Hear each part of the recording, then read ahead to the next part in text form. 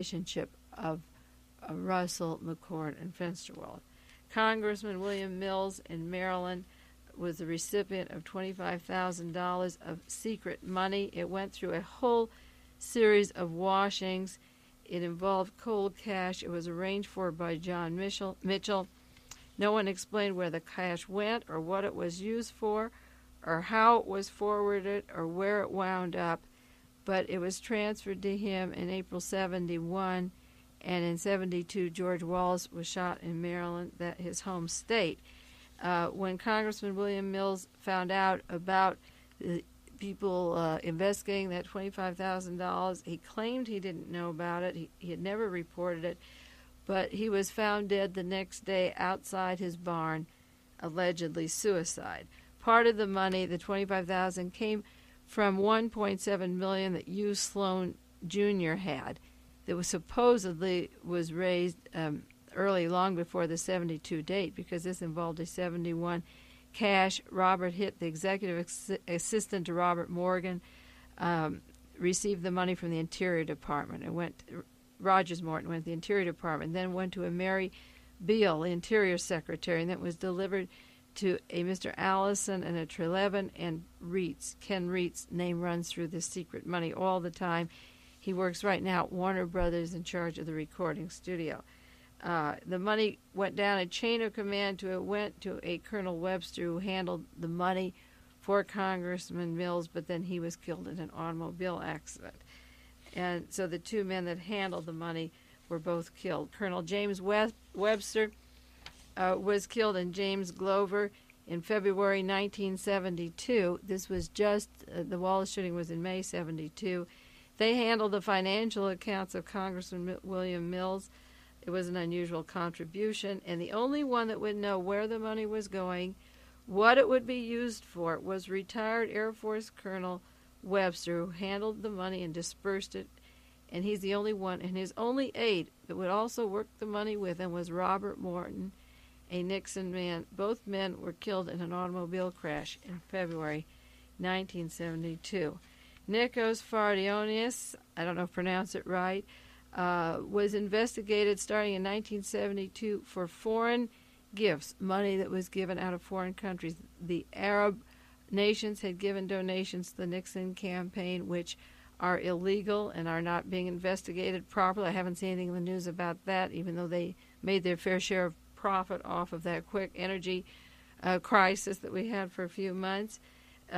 Very quietly, I haven't heard much about the investigation of Tom Pappas, but this particular ship owner, Nikos, gave $27,000 gift. The Justice Department was investigating, but as soon as he died of a heart attack, the Justice Department decided that they wouldn't investigate the campaign practices, that it wasn't illegal, and as long as he was dead, they wouldn't investigate the money of the Greek money coming into the elections in the United States.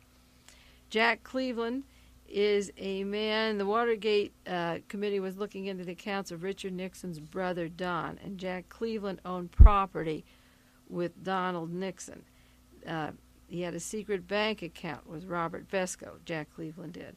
Donald Nixon denied that Howard Hughes was instrumental in getting him any interest in a ranch out of Nevada, in Nye County, Nevada. This ranch used to be owned by Jack Cleveland, who also worked for Howard Hughes. And there was a story that Donald Nixon was part owner in this ranch. Cleveland was looked for investigation and questioning on whether or not Howard Hughes did provide this ranch for Donald Nixon, but Cleveland died November 1973, so he couldn't be called for questioning. The friends of Cleveland said that Howard Hughes had instructed Cleveland to turn over the ranch to Donald Nixon as partly as possible payment for Donald's efforts to win Air West for Howard Hughes.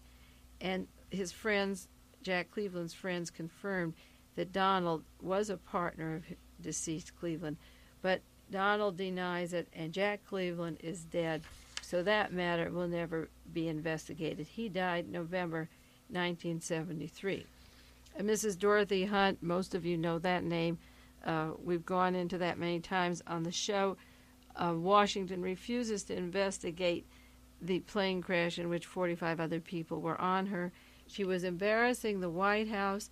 Her murder could be an example for Mrs. James McCord, who had been busy burning typewriter ribbons for her husband, because most of the top CIA wives, men and wives, are both CIA. They're married to CIA agents. But the death of Mrs. Dorothy Hunt was enough to frighten all of the people, and particularly James McCord, to knowing that he would be killed.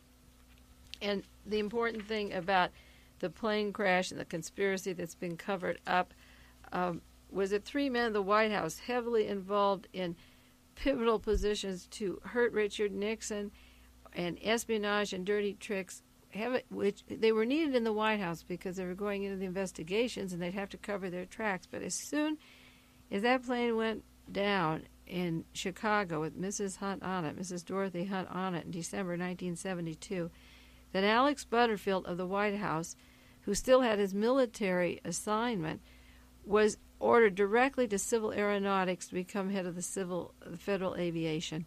And he took on a new job. In fact, he took it on so fast he hadn't resigned from the military CIA job, so he had to get his resignation cleared and go on to the Federal Aviation.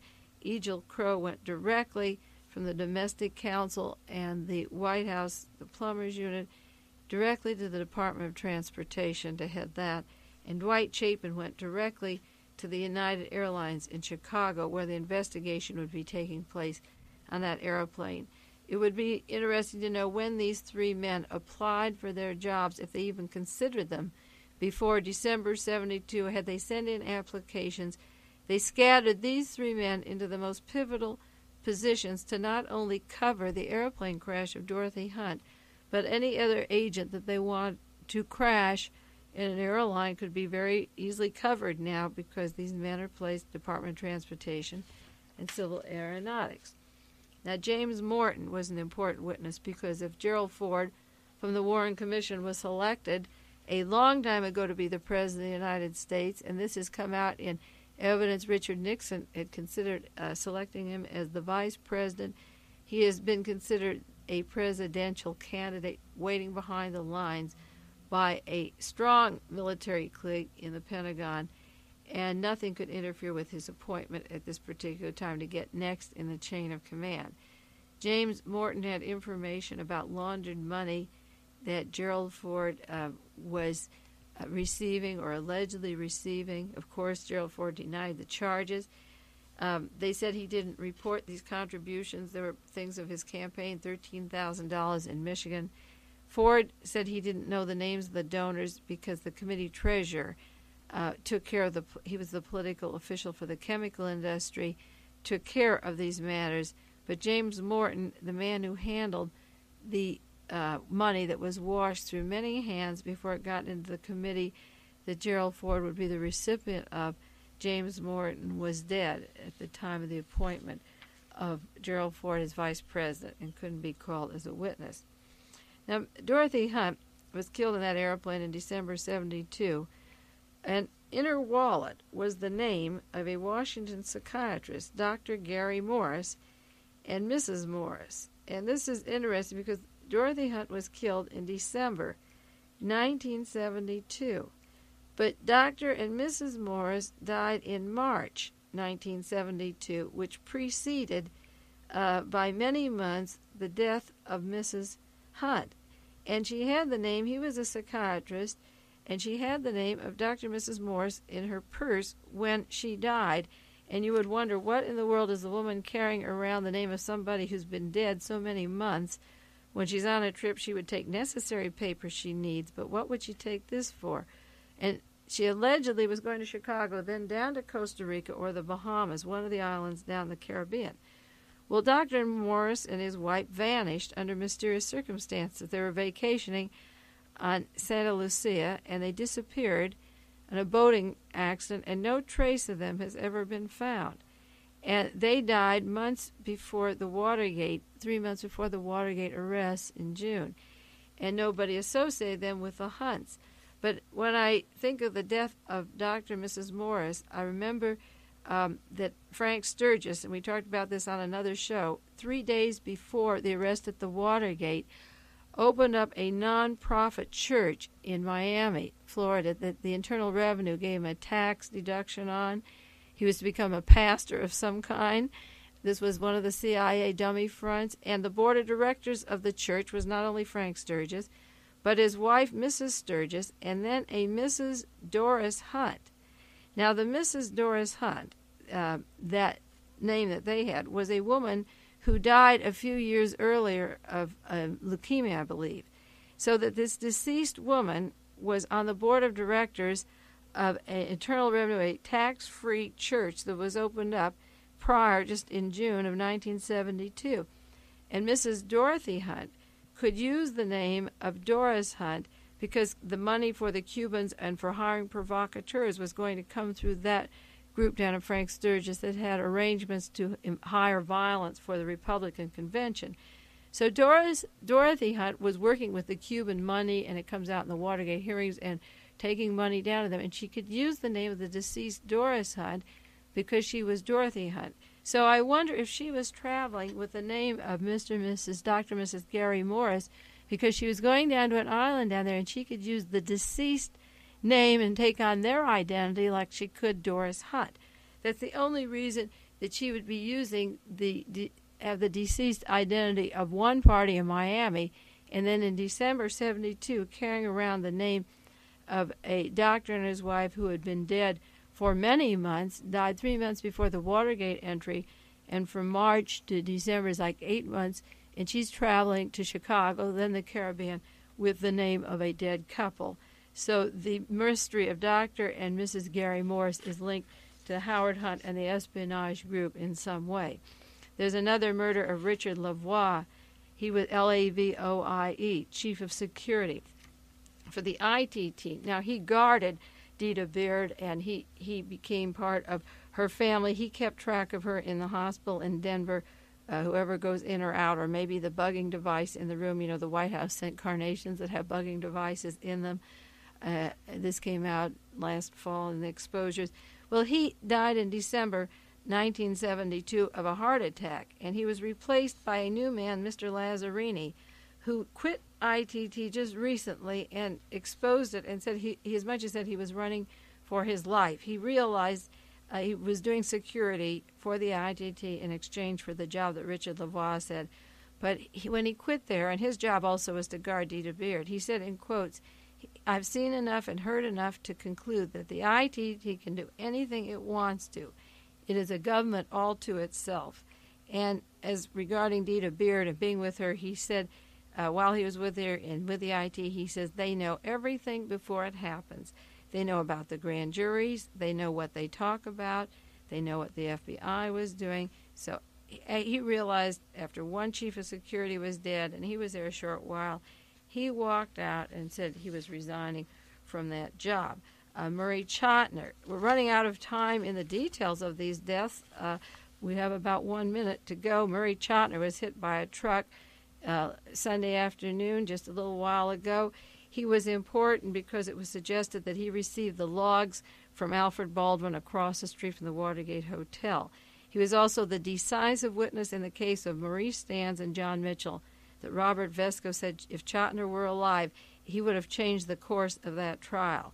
Chotiner was important for placing spies in the Democratic camp. That was called Chapman's Friends.